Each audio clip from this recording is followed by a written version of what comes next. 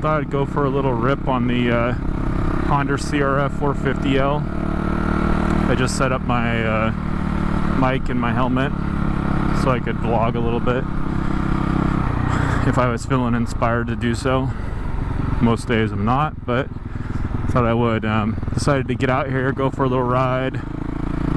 It's a nice sunny day here in Southwest Washington, kind of by Portland, Oregon, but across the bridge, or I guess across the Columbia River. It's I think about 85 today. Starting to wonder what the hell is going on with all this climate change. I mean, there's got to be something going on. This last winter we had a snowstorm like I've never seen in my life, and I'm not a young man by any means, so I've been living in this area pretty much my entire life. I went away for college up in northern Washington, but the climate's pretty similar up there, maybe a hair colder. Anyway, we had this winter storm this year that brought us about 18 inches of snow, which I've never seen that in, you know, this sea level, you know, this area of Washington at all. It was insane. And then now, you know, it's early, well, I guess it's late June, and we've already had a couple 100-degree days. And this coming up weekend, they're calling for, you know, I want to say like 106 or 110 or something crazy up here in Washington State. It's just unheard of. Yeah, it's really starting to freak me out a little bit. Comes blasting in. I think we're gonna be down at the coast this coming weekend when it's really hot, so I'm a little worried about our plants, you know, not getting watered. We have a pretty good sized garden, and I like to grow peppers, and my wife grows tomatoes, and we grow a bunch of other stuff too. Just tastes so much better when it comes from your garden. I think I did another moto vlog. It's been, I don't know, 4 or 5 years ago on my DRZ 400, which was my, I guess my second kind of dual sport, more dirt oriented bike, I guess. So this one definitely has, you know, way more power than the DRZ 400 or the old KLX 300.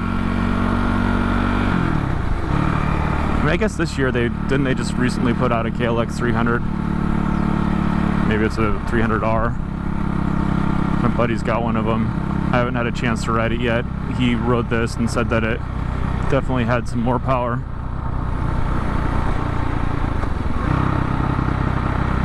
I think this one weighs a little bit less than the 300 too.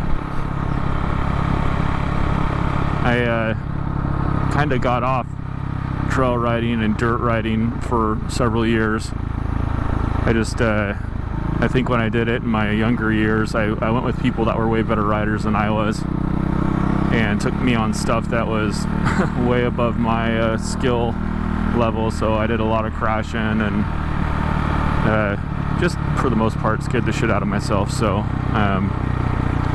decided to hang it up for a while. I think, you know, it's just where I'm getting in my older age. I like to do the fire roads, and I like to, you know, explore, adventure ride, whatever, you know, see some stuff that you can't see in a car. But, you know, I don't want to do any crazy hill climbs or just any of that real psycho stuff that, you know, I don't know. I got 2 kids.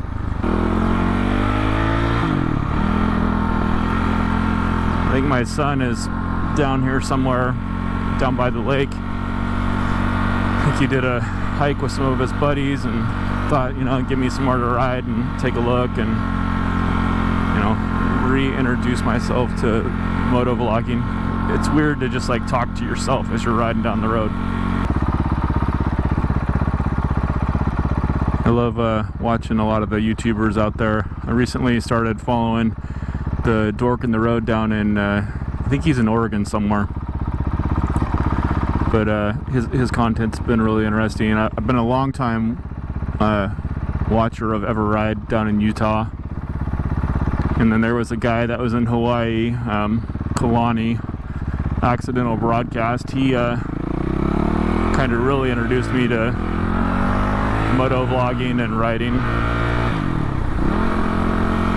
And of course, you know, like Jake the Garden Snake, Chase on Two Wheels, all the old OGs, you know. I guess they're not old. I'm older than they are, but they've been in this game a long time and do it so well.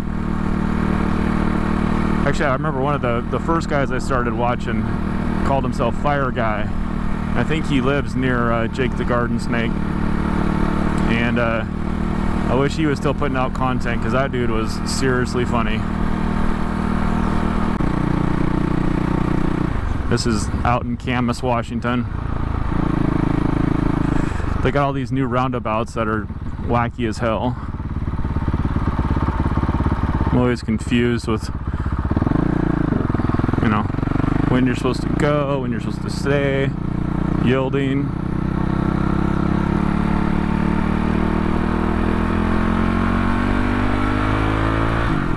This is Lacamas Lake over here. I think my son was down here somewhere. My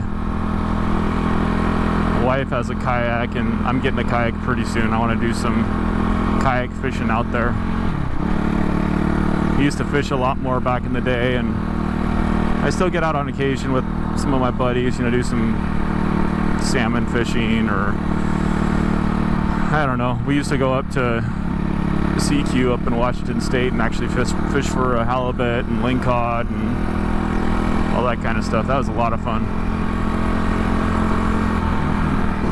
I'm gonna go this way. Go up by the high school.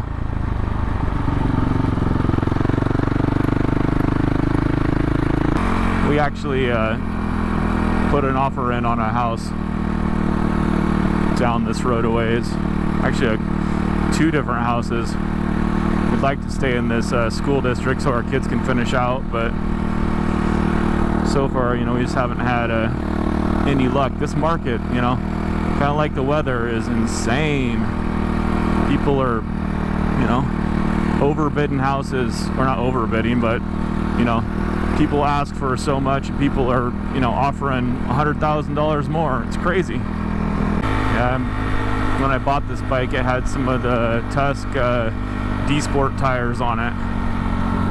So it's supposed to be pretty good for off-road, and they seem to have pretty good manners for riding on-road. I haven't had a chance to get it off-road yet, but they feel pretty planted. A little bit of vibration, a little bit of noise, but they don't feel too, you know, floaty. I think someday my next dream bike, or the thing I want to try, is a multi-strata.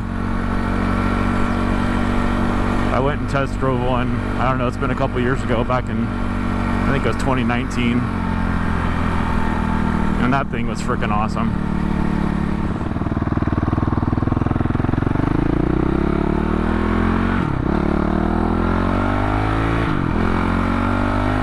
This is going down into downtown Camas. I think I'm gonna pull over and adjust my mirrors real quick.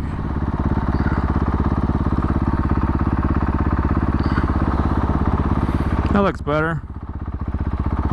Oh yeah, I was going to talk about that too. So when I was looking for my Sierra 450L, of course, as everybody knows, it has like stalling issues and throttle weird things, and I bought one that was already like pretty set up to what I'd want. Actually a little bit more set up than what I wanted. And he actually has one of those recluse clutches on this thing.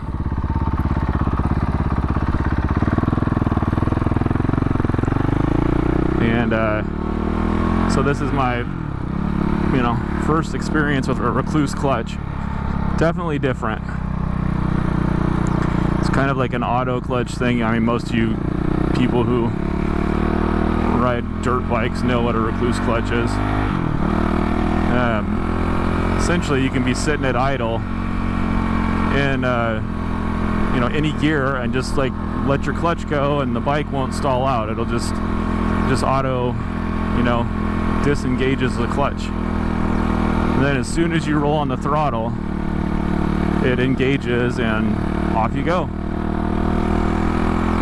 I think, you know, once I get a little more used to it, I might like it, but so far it's just different. And I don't want to get on my other bike and be like, oh, I got this recluse clutch, and, you know, dump my clutch and lurch my bike and potentially dump my bike.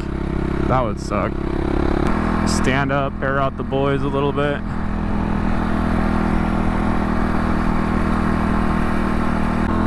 I need to ride this bike a little bit more so I can get a better idea of how many miles I can get on a tank of gas. It's got one of the IMS 3-gallon tanks on it. Comes with a 2-gallon. Everybody was saying once you put the Vortex tuner on it and a pipe that, you know, you'd only get about 75-80 miles on a 2-gallon tank, which is way too short. So I'm glad he put a 3-gallon tank on this thing. Actually decided to wire up my old helmet so I could use it for the motovlogging lid. It's an old Shoei RF 1100. I've always bought Shoeis during my entire riding career, and I guess not really a career, but my riding adventure, or whatever you want to call it.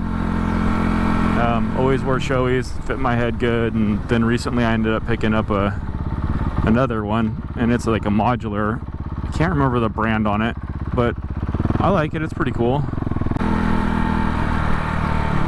Yeah, I'm getting close back to home, so I'm interested to see how and hear how the mic did. And this is a GoPro 7 that I got hooked up to this thing,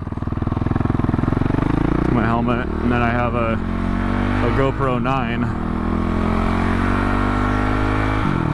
that I film other stuff with. I mean, if you're on my channel, I use the GoPro 9 for most other stuff. Got one of the Rode mics on it, and just got it set up about as good as you can get a GoPro. I don't know.